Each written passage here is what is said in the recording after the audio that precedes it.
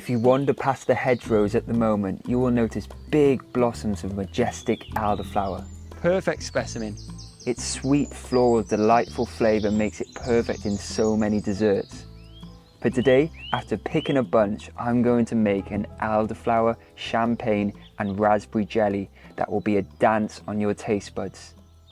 This is my celebration of elderflower.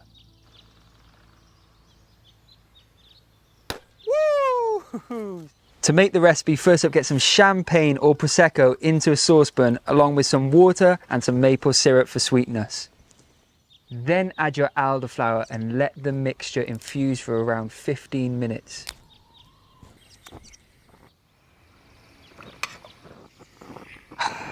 Now that's heating up, the elderflower smells so beautiful. After infusing, transfer the mixture to another saucepan through a sieve. Then whisk in some agar-agar to help it set. This is made from algae and it's going to turn this mixture into a jelly. Once the agar-agar has dissolved, pour the mix into your jelly molds. Into each one I've dropped in some elderflower and some raspberries. Now I'm going to set these in the fridge for a few hours and then give it a taste.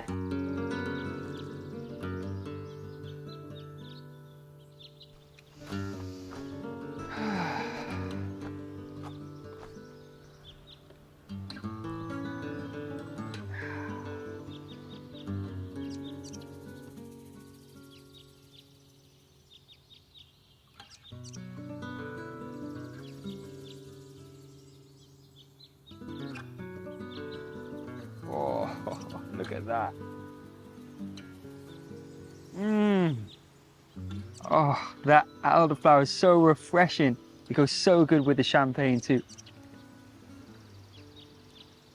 That tastes like summer. That is incredible. And that wibble wobble, that is quite sensual. Delicious.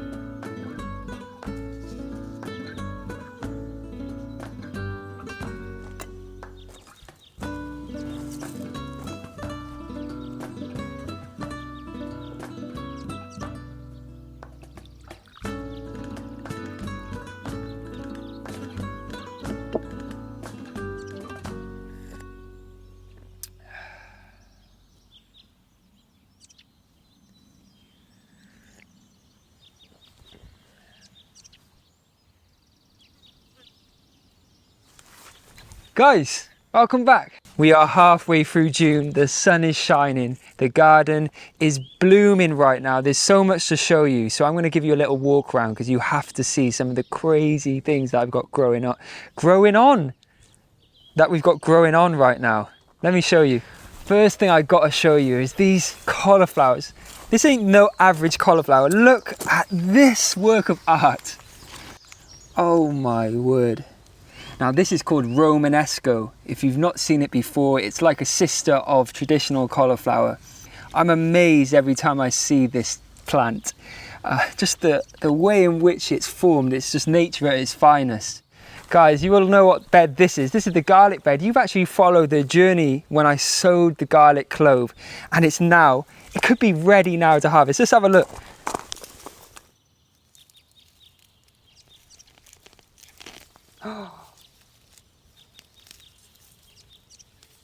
Wow, I cannot believe it is actually ready now. Look at that, that's a garlic bulb.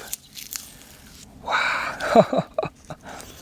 Oh my gosh, that is the most intense garlic smell you will ever experience. Garlic is so easy to grow, look at that. I am over the moon that my garlic is ready to harvest. So over the next few days, I'm gonna pull all this out of the ground and then I'll dry it, cure it, and it will last months and months and months. Hopefully I won't need to buy garlic again for the rest of the year, because I probably have about 100 bulbs here. Look at that. And the recipes that I've got coming with garlic, guys, I'm sorry if you're dating at the moment, but you're gonna have garlic breath full time. You're gonna be recreating the garlic recipes that I'm gonna show you. So we are at the carrot aisle right now, and I've planted some really unique carrot varieties, and I'm yet to pick one, so let's have a look. Oh, they're still only babies, but look at the colour of that. That's called a dragon purple carrot, and it's apparently got one of the most sweetest flavours. These need a lot longer in the ground, but this will be my first taste of carrots that I've grown this year. And remember what I said, a little bit of dirt doesn't hurt. So let's give it a taste.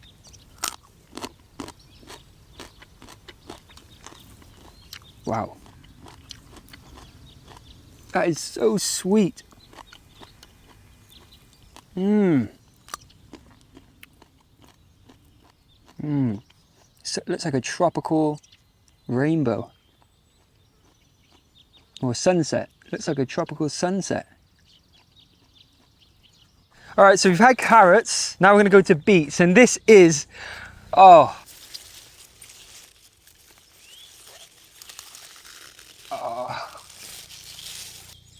this is a candy beetroot. If you haven't seen one of these before, these are striped like candy in the center, and they're just as sweet. It's so rewarding now at this point, being able to harvest the fruits of my labor, because, you know, in March when I was sowing these seeds, it was a little bit of effort, but you just think forward to the moment, this moment when you're able to harvest. And I can now think about the food that I'm going to make with the stuff that I've grown.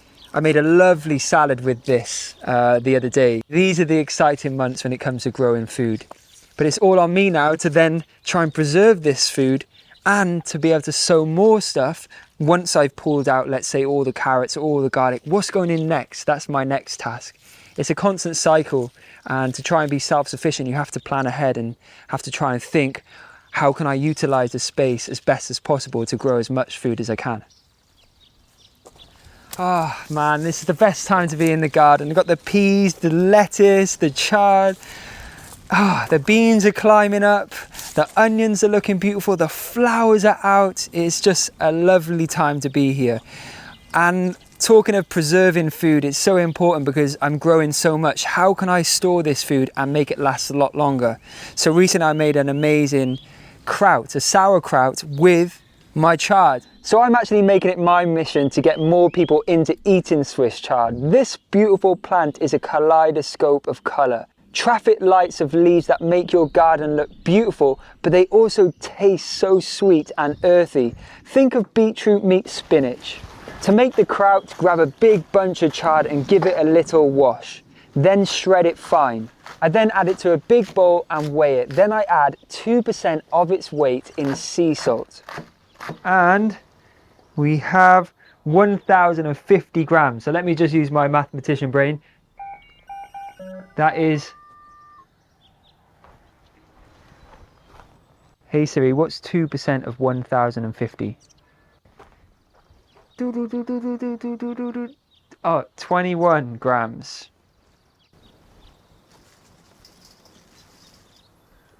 Massage the salt into the chard, then add some spices. I'm adding some cumin, coriander and fennel seeds.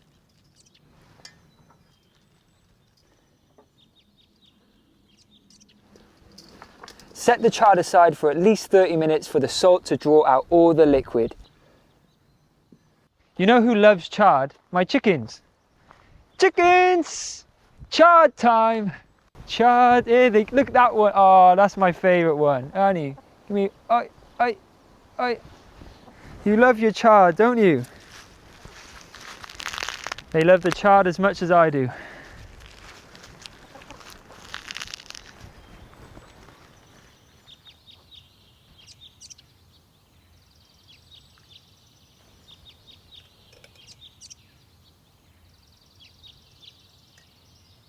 All right, I think that is 3 jars perfectly filled up. So all this remaining brine needs to go in as well. Just make sure you fill them right to the top. Use one big leaf to cover over the kraut, then place a weight or a sandwich bag filled with some water on top. Make sure the brine is covering over the kraut. Then let it ferment for around 1 to 2 weeks before putting it in the fridge. It's delicious on basically everything. All right, let me show you the greenhouse. Oh, guys, actually, before we go to the greenhouse, look, strawberries. Oh, yes. This is summer for me. Even though this isn't quite ripe, I just can't resist. So sweet already, so juicy. Strawberries, the best fruit. Oh.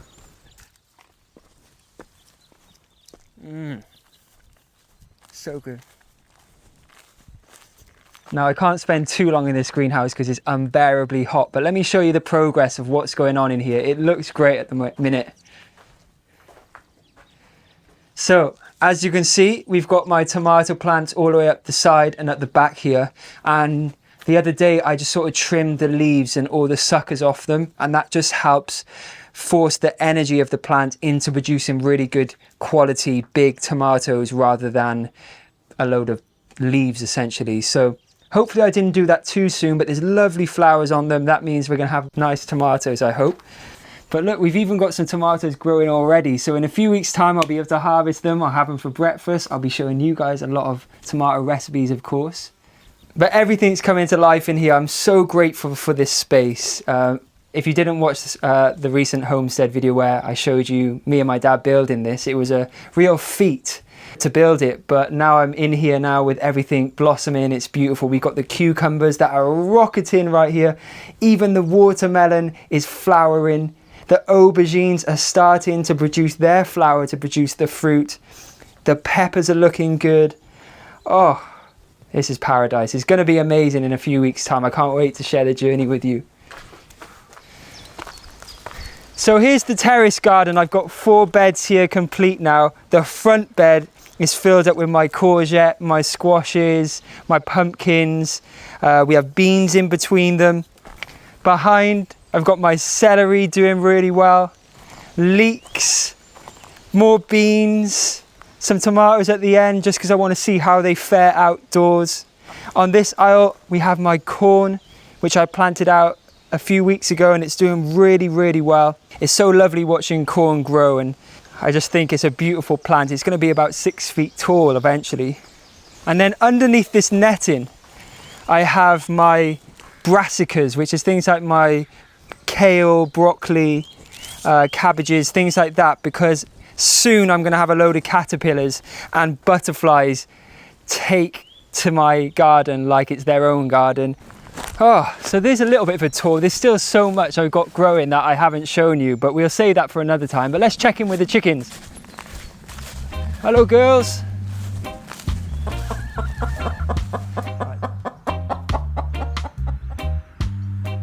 Chickens. So the chickens are settling in so well. I have got the chicken episode coming for you soon, but they're just such a joy to have around. They love me. Look at them coming up to me now. They're not scared anymore, but I think it's because they think I'm going to feed them all the time. But yeah, they're looking so much healthier now than they did when they first got here. But you're going to have a whole episode on these lovely girls soon and why I've got them. Follow me everywhere. This is the same food that they could just help themselves to, but they like it more when I've thrown it on the floor for them.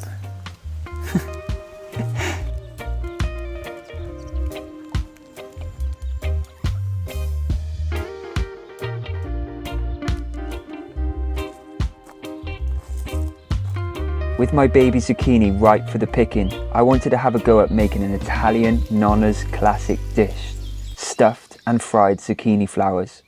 This dish has everything, a crispy coating, delicate and light creamy filling with the fragrant sweet zucchini flower notes. This captivating dish is a true celebration of Italy's passion for fresh ingredients and culinary artistry.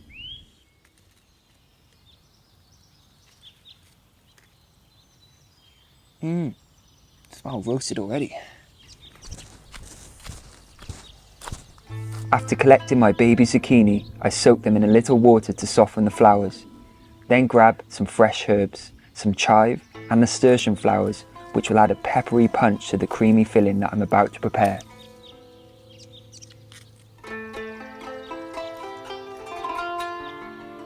To some creamy silken tofu, I'm adding some homemade parmesan crumb, which is made from a blend of almonds, nutritional yeast and garlic.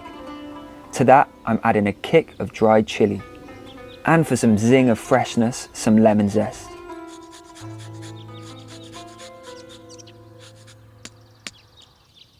Then the finely chopped chive and flowers.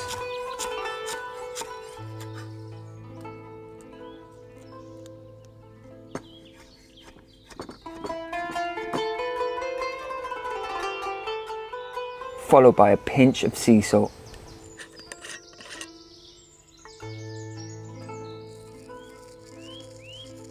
Whip the mix up with a little lemon juice and a spoonful of flour.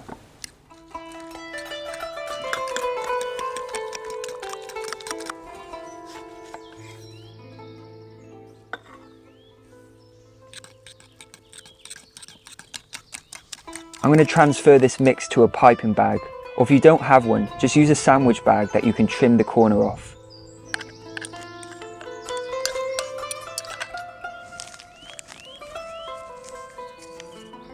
Now for the delicate part. After trimming the pistil that's within the flower, I gently pipe the creamy ricotta style mix inside. Then fold over the petals to seal the cream within.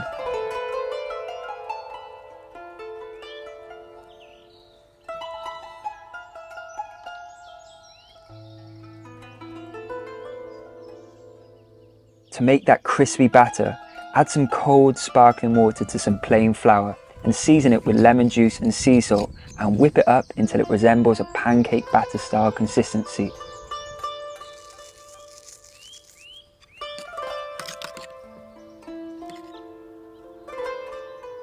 After preheating my saucepan filled with some oil, I coat my stuffed flowers in a little flour to help the batter stick.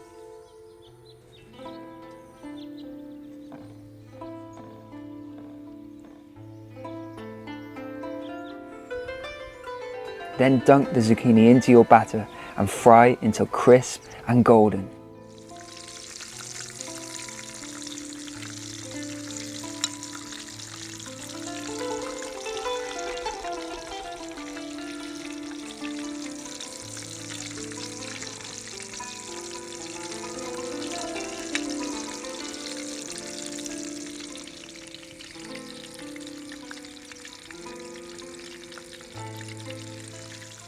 Once they're cooked, transfer the crisp zucchini to a plate lined with kitchen paper and season with a little salt and lemon juice.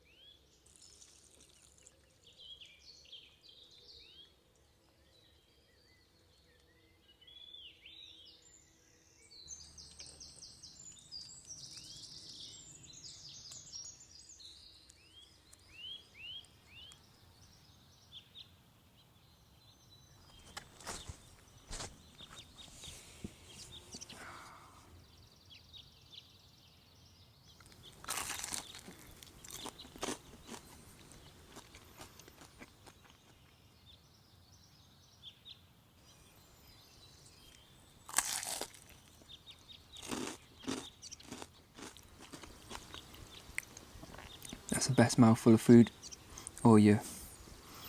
Oh my gosh.